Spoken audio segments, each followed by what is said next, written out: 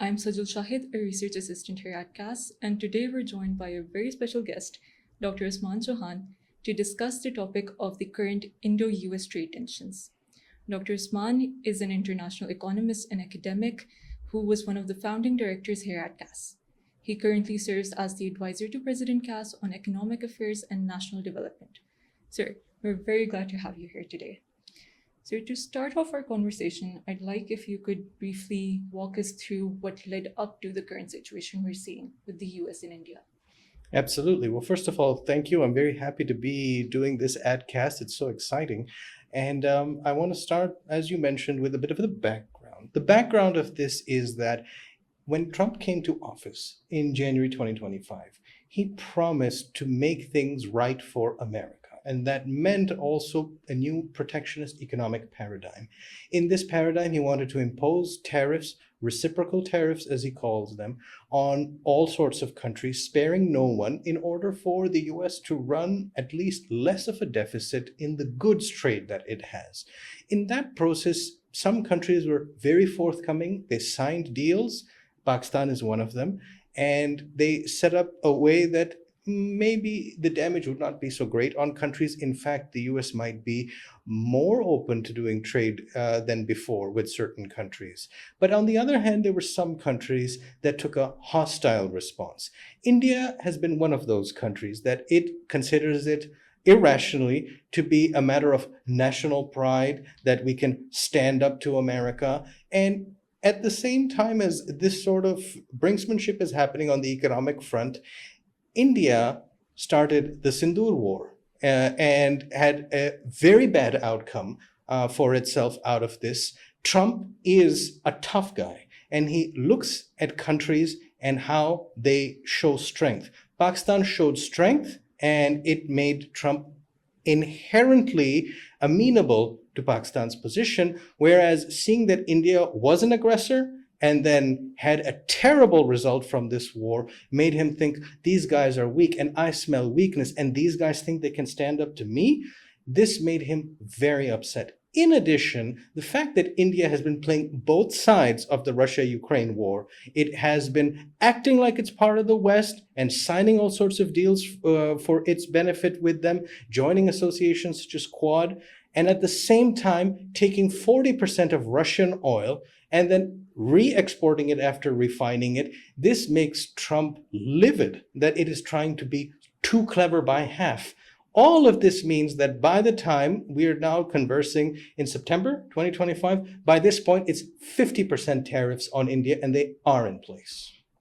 Sir, so considering the significance of these tariffs, how do you see them impacting the Indian economy in both the short and the long term? There are many levels of economic impact from protectionism.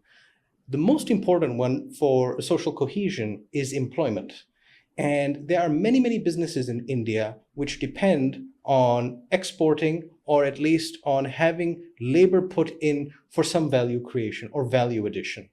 Many of these are located in coastal parts of India, particularly in western coastal India, such as the Gujarat state and all that. These will be absolutely decimated. And in order to understand the volume of employment that will be lost, you have to understand India's trade balance around the world. India basically runs a deficit in goods with everybody.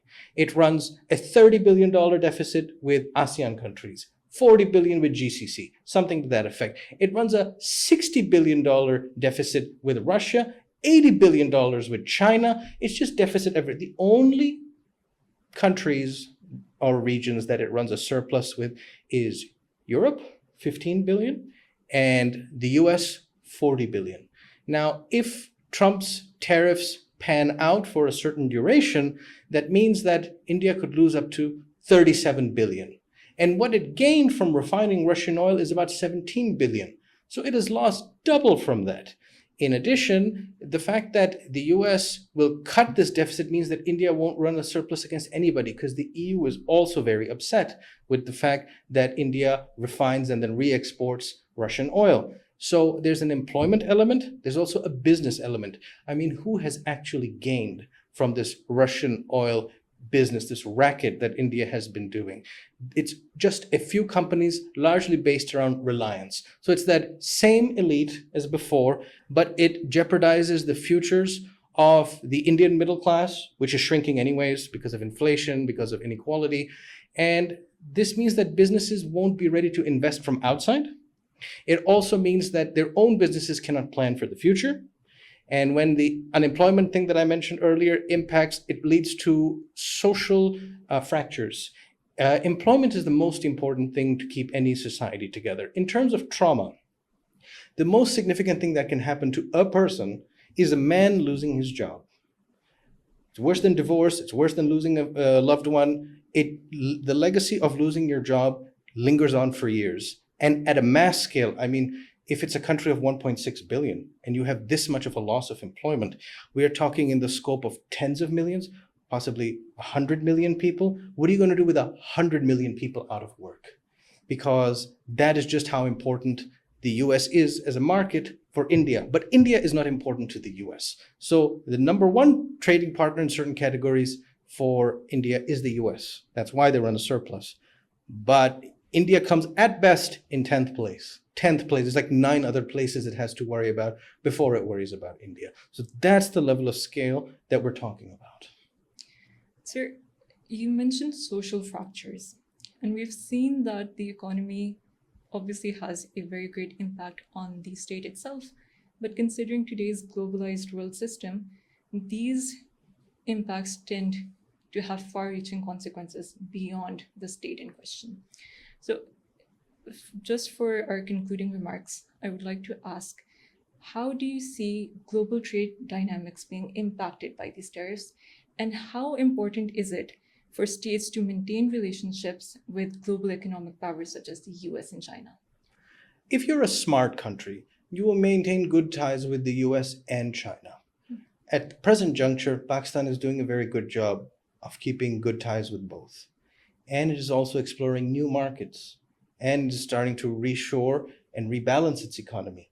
That's probably where you want to be as the ground beneath people's feet changes. The ground beneath people's feet is changing because we are not in the globalization of the time that you were born in.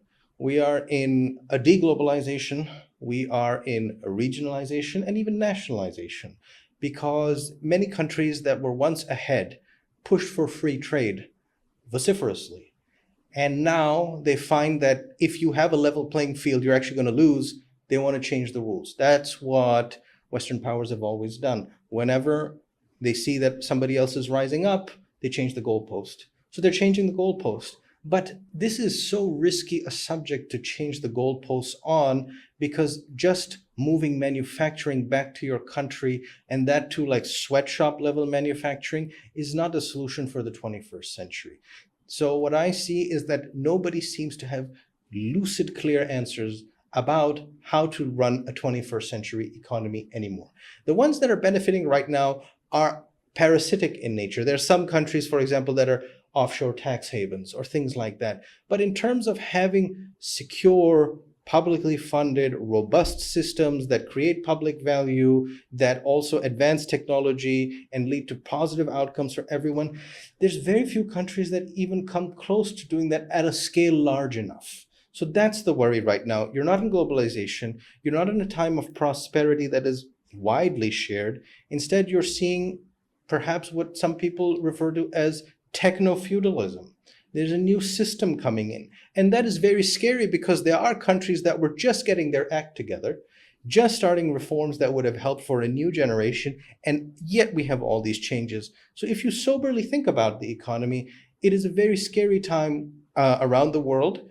We have a shifting world order happening, and economics is a part of that, but it ain't going to be pretty. So let's see what happens over the next 5 to 10 years. But the shift to a new system is not going to be a stable or pleasant transition of equilibria. Sir, this has been a very enlightening discussion. Thank you so much once again for both your time and for your valuable insights. And ladies and gentlemen, thank you for listening to today's podcast. Stay tuned to the CAST website and social media for more updates. Thank you, and Allah Hafiz.